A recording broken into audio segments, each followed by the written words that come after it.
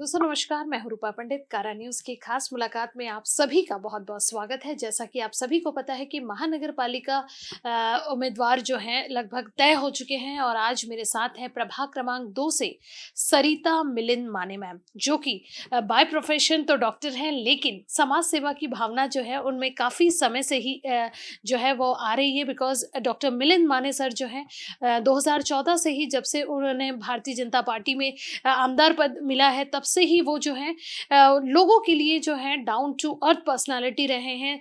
जनता के बीच रहकर जनता के सेवक के रूप में कार्य कर रहे हैं और यही भावना जो है, हम कह सकते हैं कि समाज सेवा की भावना को लेकर सरिता माने मैम ने भी राजनीति में जो है वो प्रवेश लिया है। मैम, फर्स्ट ऑफ ऑल तो आपका बहुत बहुत स्वागत है। बहुत बहुत धन्यवाद। सरिता मैम, सभी को पता है कि सोशल वर्क में आपका काफ़ी इंटरेस्ट रहा है। आपने बहुत साल तक सर के साथ भी वर्क किया है और आप बीजेपी में भी एक पद पर जो है वो रहती हैं और साथ ही साथ आपने बहुत सारे सोशल एक्टिविटीज़ किए हैं। मैं चाहती हूँ कि सबसे पहले आप हमारे दर्शकों को अपना परिचय दें। मैं सरिता मिलिंद माने। अभी फ़िलहाल मैं बीजेपी की महिला अध्यक्ष हूँ पिछले 7 सालों से। और जी, मैम, अभी आपको प्रभाग 2 से जो है उम्मीदवारी मिली है। अगर जनता आपको एक बार फिर जो है चुन कर देती है, आप नगर सेवक का बन जाती है, ये फर्स्ट टर्म है आपका, लेकिन समाज सेवा जो है वो तो कई सालों से आप कर रही है। फिर भी ऐसे फर्स्ट प्रायोरिटी में कौन से वर्क रहेंगे जो अभी तक आपको ऐसा लगता है कि नहीं हुए हैं और मैं अगर चुनकर आ जाती हूँ, तो मैं अपने प्रभाग में ये सारे वर्क जो है पूरी करूँगी? सबसे पहले तो हमें ये समझना चाहिए कि जो कोई पद मिलता है जी। वो सिर्फ पद नहीं रहता है, वो एक जवाबदारी रहती है। तो अब नगर सेवक करके मैं अगर चुनकर आऊँ तो मैं ये पहले समझ लूँ कि नगर सेवक के क्या काम रहेंगे, तब जाके मैं काम कर सकूँगी। तो इनिशियली हमको सबको पता है कि नगर सेवक के जो काम रहते हैं, जो जनता के लिए रास्ते बनाना, लाइट उपलब्ध कर देना, स्वच्छता रखना, ये जो प्राइमरी जो ये काम है, ये पूरे प्रभाग 2 में होना चाहिए। जबकि मैं प्रभाग 2 की अभी 2 के लिए उम्मीदवार हूँ, तो मैं प्रभाग 2 के बारे में ही सोचूँगी। तो ये सब चीज़ें अच्छे से होना चाहिए। पिछले 20 सालों से वहाँ पर कांग्रेस के नगर सेवक थे। तो वैसे भी देखा जाए तो इतना विकास नहीं हुआ है प्रभाग 2 में। ना रास्ते ढंग के बने हैं और पूरी जो कुछ एक आम नागरिक को जो सुविधा चाहिए वो अभी तक नहीं मिली है।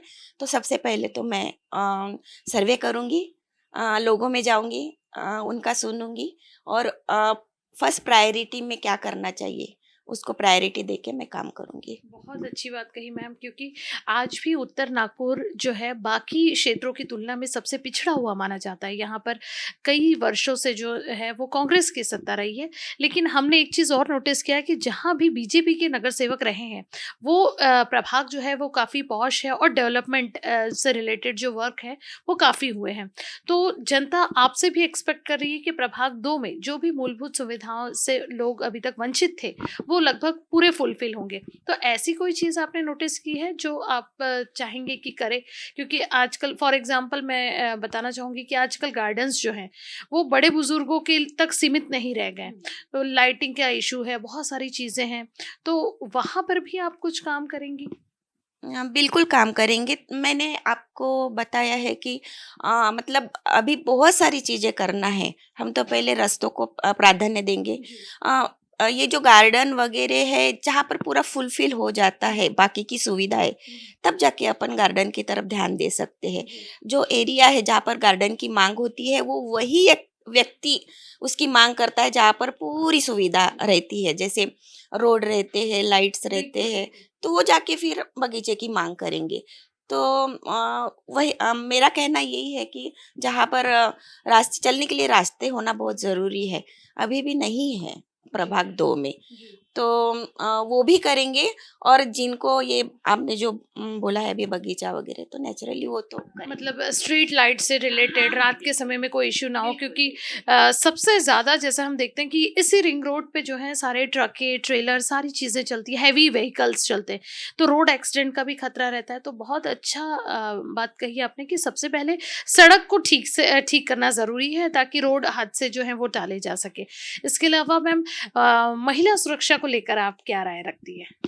महिला सुरक्षा का ध्यान रखना हमारा प्राइमरी कर्तव्य रहेगा। वैसे हमारी जो सरकार है उन्होंने भी बहुत सारे क्या बोलते हैं योजनाएं लाई है।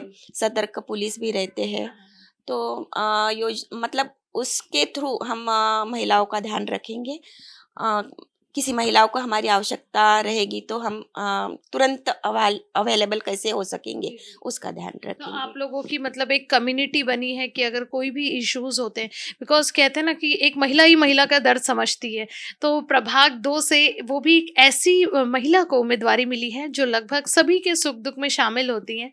तो क्या आप मैसेज देना चाहेंगे हमारे चैनल के माध्यम से आपको, जो जनता सुन रही है? मुझे अभी उम्मीदवारी दी गई है, फर्स्ट टाइम है मेरा। लेकिन मैं डॉक्टर मिलिंद माने सर के साथ में रहकर काफ़ी कुछ समझ चुकी हूँ और काम कर चुकी हूँ। अगर प्रभाग 2 के नागरिकों ने मुझे संधि दी तो मैं उनके जो भी उनकी समस्याएं रहेंगी वो सुनकर उनके प्रॉब्लम सॉल्व करूँगी। सिर्फ एक चांस की मुझे ज़रूरत है। फिर बाकी तो अभी मैं बताऊंगी नहीं मैं क्या करूंगी, मैं करके दिखाऊंगी। क्या बात है! बहुत ही अच्छी बात कही कि बोलते तो बहुत लोग हैं लेकिन करते बहुत कम लोग हैं। और सरिता मैम की एक बात जो थी बहुत ही अच्छी लगी हमें, कि उन्होंने पद नहीं लिया है, उन्होंने एक जिम्मेदारी ली है, जवाबदारी ली है, जिसे वो पूरी तरीके से जनता के बीच रहकर फुलफिल करेगी। कारा न्यूज़ के लिए कैमरा पर्सन सचिन छोड़ावे के साथ रूपा पंडित की रिपोर्ट।